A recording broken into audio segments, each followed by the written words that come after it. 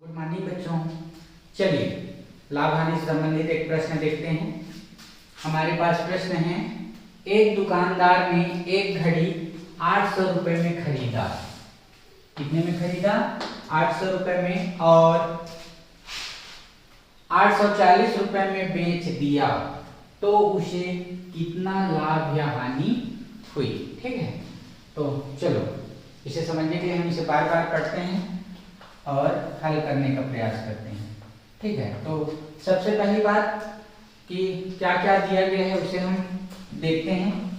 दिया गया है, अब उसे समझने के लिए इसे हम बार बार पढ़ते हैं। एक दुकानदार ने एक घड़ी 800 रुपए में खरीदा। 800 रुपए में खरीदा, खरीदने की कीमत, खरीदने की कीमत को हम कहते हैं क्रय मूल्य। ठीक है, तो लिख लेते हैं, घड़ी का क्रय मूल्य 800 रुपए। और इसे और समझने के लिए मैं और सरल भाषा में लिख देता हूं। क्रय मूल्य को हम कहते हैं खरीदने की कीमत। ठीक है, क्रय मूल्य को हम कहते हैं खरीदने की कीमत। चलिए आगे चलते हैं। खरीदा हो गया और 840 रुपए में बेच दिया। बेच दिया, कितने में बेच दिया? 840 रुपए में। तो बेचने की कीमत को हम कहते हैं विक्रय मूल्य। ठीक है, तो हो जाएगा घड़ी का विक्रय मूल्य बराबर कितना रुपए में बेच दिया? 840 रुपए में।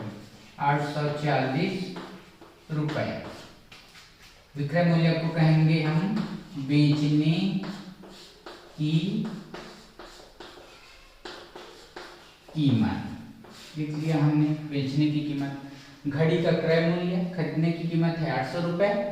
घड़ी का विक्रय मूल्य, बेचने की कीमत है 840 रुपए। अब आगे क्या है देखते हैं। उसे कितना लाभ या हानि हुई? हमें मालूम अभी नहीं है कि उसे लाभ हुआ या हानि।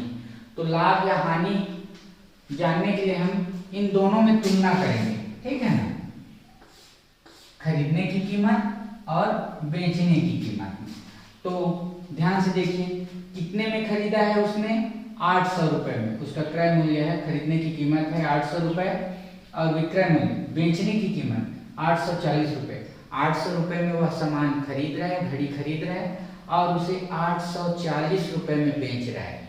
मतलब 800 कम है और 840 बड़ा है। ठीक है, तो कम में खरीद रहा है और ज्यादा में बेच रहा है। जब कोई सामान हम कम कीमत पर खरीद कर ज्यादा में बेचते हैं, ज्यादा कीमत, तो हमें होता है, क्या होता है? ज्यादा में बेचेंगे तो लाभ होता है। क्या होता है? लाभ, फायदा। ठीक है, तो यहां भी वही होगा।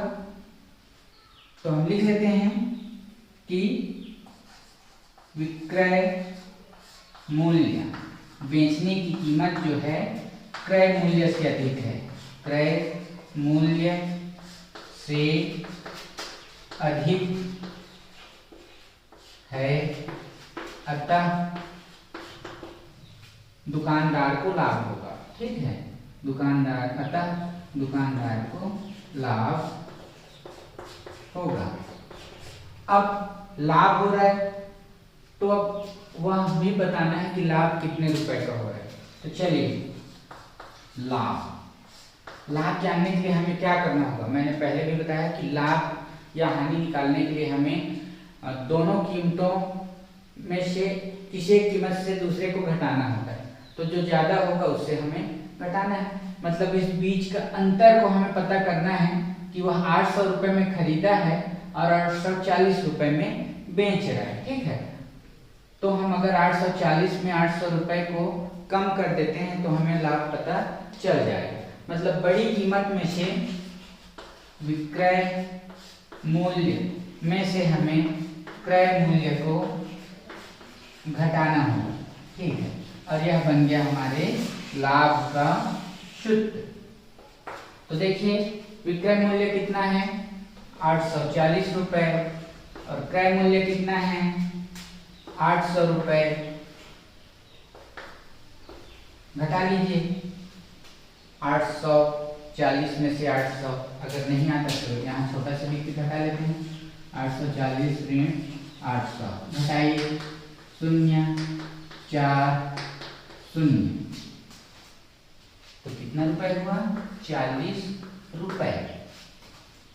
मतलब ध्यान से देखिए 800 में उसने खरीदा है और 840 में बेचा है, ज्यादा में बेचा तो लाभ हुआ, और लाभ हुआ कितने रुपए का 40 रुपए का। लिख लेते हैं लाभ बराबर 40 रुपए। अब करना क्या है, हमें जैसा प्रश्न वैसा उत्तर देना है, ठीक है। उसे लाभ या हानि हुई तो लिख लेते हैं किसे, दुकानदार को, दुकानदार को कितने रुपए का लाभ हुआ, लिख लेते हैं 40 रुपए का लाभ हुआ, ये हमारा उत्तर होगा।